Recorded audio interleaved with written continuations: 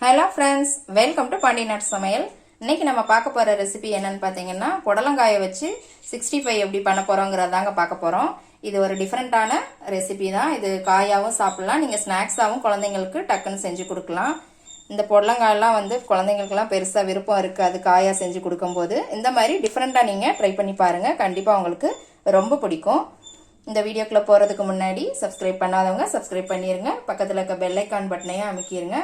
அப்பதான் நான் போடுற வீடியோஸ் எல்லாம் உங்களுக்கு நோட்டிபிகேஷன்ல வரும். இப்போ வரைக்கும் சப்போர்ட் பண்ணிட்டு இருக்க எல்லாருக்குமே ரொம்ப நன்றிங்க. இப்போ வாங்க இதை எப்படி ப்ரிப்பேர் பண்ணலாங்கிறத பார்க்கலாம். இன்னைக்கு நான் 1/4 கிலோக்கு மேலேயே புடலங்காய் எடுத்துருக்குறேங்க. இதை இந்த மாதிரி ரவுண்ட் ரவுண்டாக கட் பண்ணிக்கோங்க. உள்ளே இருக்கிற அந்த விதை, அந்த பிசுரை எல்லாத்தையுமே, அந்த நார் ஏதாவது இருந்தால் கூட எடுத்துருங்க. எடுத்துட்டு இந்த மாதிரி ரவுண்ட் ரவுண்டாக கட் பண்ணிக்கோங்க. இந்த தடிமனுக்கு கட் பண்ணிக்கோங்க, ரொம்ப ஸ்லைஸாக கட் பண்ண வேண்டாங்க. இப்போ ஒரு பவுலில் 2 ஸ்பூன் கடலை மாவு, 2 ஸ்பூன் அரிசி மாவு, 1 ஸ்பூன் கார்ன்ஃப்ளவர் மாவு, 1 ஸ்பூன் தனி மிளகாத்தூள், 1 ஸ்பூன் காஷ்மீரி மிளகாத்தூள். நான் கலருக்காக சேர்த்துருக்குறேங்க. காரம் உங்களுக்கு தகுந்த மாதிரி கூட்டிக்கோங்க, குறைச்சிக்கோங்க. தேவையான அளவு உப்பு, 1/2 ஸ்பூன் இஞ்சி பூண்டு பேஸ்ட். இப்போ இதை எல்லாத்தையும் நல்லா மிக்ஸ் பண்ணிக்கலாம். தண்ணி ஊற்றாமல் நல்லா மிக்ஸ் பண்ணிக்கோங்க. இப்போ நல்லா மிக்ஸ் பண்ணி வச்சுங்க. இப்போ புடலங்காயை இதில் போட்டுடலாம். தண்ணி தெளிக்காமையே நீங்கள் புடலங்காயை போட்டு நல்லா மிக்ஸ் பண்ணிக்கலாம். புடலங்காயில் லேசான தண்ணி விடுங்க, அதனால தான் நம்ம புடலங்காயை போட்டு நல்லா மிக்ஸ் பண்ணிவிட்டு அதுக்கப்புறம் தண்ணி சேர்த்துக்கலாம். இது நல்லா இந்த மாதிரி மிக்ஸ் பண்ணி விட்டுக்கோங்க.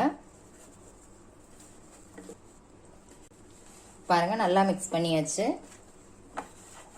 இப்போ கொஞ்சமாக தண்ணி தெளிச்சுக்கலாம். கொஞ்சம் கொஞ்சமாக தண்ணி தெளிச்சுக்கோங்க. ரொம்ப கொலன்னு ஆகுற மாதிரி தண்ணி தெளிச்சுக்க வேண்டாங்க. பாருங்க, நல்லா மிக்ஸ் பண்ணியாச்சு. நல்லா புடலங்காய் எல்லா பக்கமும் மசாலா வர மாதிரி நல்லா பிசைஞ்சு விட்டுக்கோங்க. இது ஒரு 10 நிமிஷத்துக்கு மட்டும் ஊறட்டுங்க. இப்போ 10 நிமிஷம் நல்லா ஊறிடுச்சுங்க. இப்போ நம்ம அடுத்த எண்ணெயில் போட்டு பொரிச்சு எடுத்துடலாம். ஒரு கடாயில் எண்ணெய் ஊற்றி வச்சுருக்குறேங்க. மீடியம் ஃப்ளேமில் வச்சு ஹீட் பண்ணிக்கோங்க. இப்போ எண்ணெய் சூடாயிருச்சு. இப்போ நம்ம இந்த புடலங்காவை மசாலாவில் பரட்டி வச்சுருக்கோம் இல்லைங்களா, அதை ஒன்றொன்னா எடுத்து போடுங்க. அப்போ தான் நல்லா ஒட்டாமல் கிறிஸ்பியாக சூப்பராக வரும். மொத்தமாக போடாதீங்க.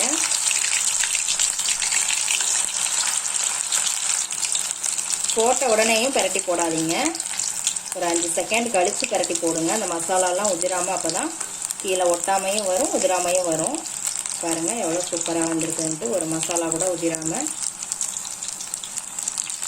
மீடியம் ஃப்ளேம் மட்டும் வச்சுக்கோங்க, இல்லைன்னா உங்களுக்கு டக்குன்னு கருக ஆரம்பிச்சிடும், உள்ளே வேகாமல் போயிடும். இந்த மாதிரி புடலங்காயில் டிஃப்ரெண்ட்டாக செஞ்சு கொடுங்க, குழந்தைங்க ரொம்ப விரும்பி சாப்பிடுவாங்க. புடலங்காய் அந்த காய்கள்லாம் குழந்தைங்கள்லாம் பிடிக்காது நிறைய பேருக்கு. இந்த மாதிரி டிஃப்ரெண்ட்டாக பண்ணி கொடுத்தீங்க அப்படின்னா கண்டிப்பாக சாப்பிடுவாங்க.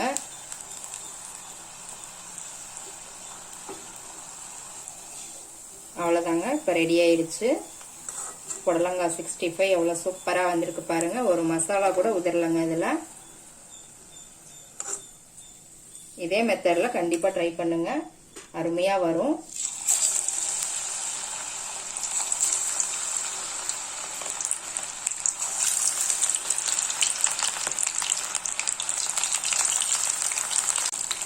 இந்த மாதிரி ஒரு 5 செகண்ட் கழிச்சு மட்டும் பரட்டி போட்டுக்கோங்க.